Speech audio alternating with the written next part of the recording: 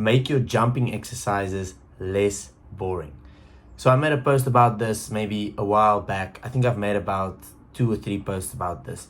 And obviously, this is something that I think is not really looked upon in youth sports. And it's not really something that we try and change for youth sports. And to be real honest, I would take it even further and say this could be super beneficial, even for your older athletes up until senior athletes. But a lot of times when things like these look more fun and more gamified, then people have this notion that you're playing around and you're not doing anything serious, therefore, or it's a bit fun, therefore it's not super effective. However, I think a jump is a jump. So I made a video about this one time as well. A jump is a jump. And what do I mean by that? Just because you have your basic, your more conservative approach, which is doing jumps still standing, so you have your normal squat jump approach, do your squat jumps, do your box jumps, and you have those normal variations. And for me, there's absolutely no difference in doing a different jump with a different task at hand, and with the main idea of firstly making it more fun. This is a way of making it more fun. And honestly, I would go as far as to say that it makes it more effective as well, because you're jumping and doing something. So I'll take you through a few ways that you can try and make your own jumps way funner. And this might help make your training more fun, or this might help you to make training more fun for your athletes. Let's get started on a few variations that you can easily do with any of your athletes or for yourself. So first is just jumping towards any type of target. So this is the easiest. Jumps are really dependent on the intent behind them. So if you really want to get explosive, if you have a lot of intent behind your reps, then you will start to get explosive. The problem with intent is it's a really difficult thing to drive naturally. So if I just stand and you tell me to jump as high as possible, probably comparing that jump to when you give me a target to jump towards, for example, jumping to touch a mark on the roof like with chalk, or for example jumping to dunk a basketball. This could be just as well as the same thing. It's jumping towards a target. There's intent behind it because you need to reach a certain target. So increasing the intent behind the jump automatically makes the stimulus more effective. So ways you can do this, as already stated, is dunking a basketball, jumping towards targets if you're going for a vertical jump.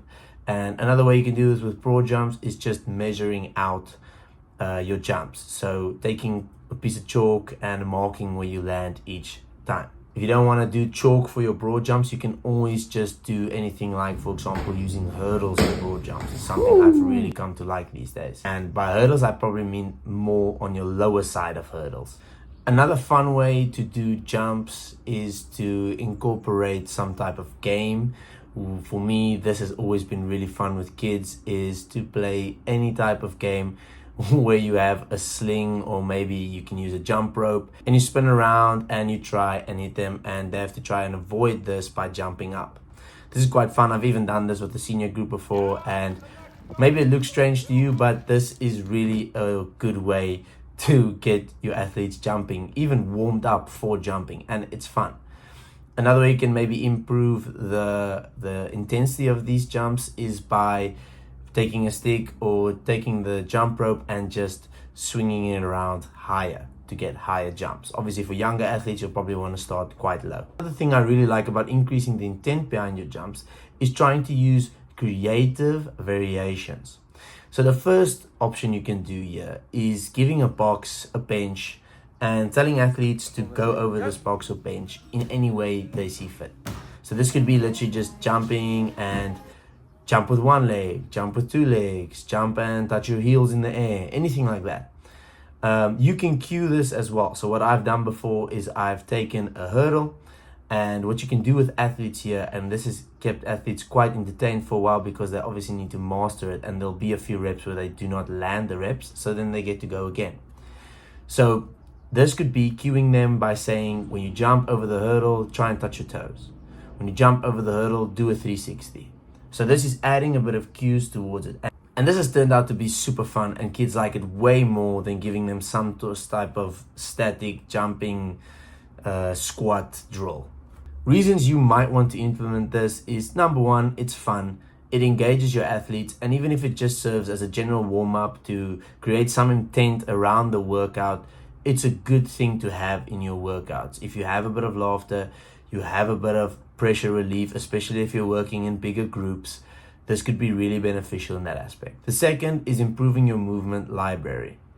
It's really good and all to do your squat jumps. Still, I program squat jumps. There's nothing wrong with squat jumps or box jumps. The only thing is, it's just one pattern of movement, and it's also not very stimulating for athletes to figure out.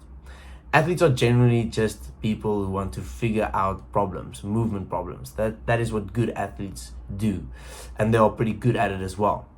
Trying to serve your athletes would be trying to improve that capacity.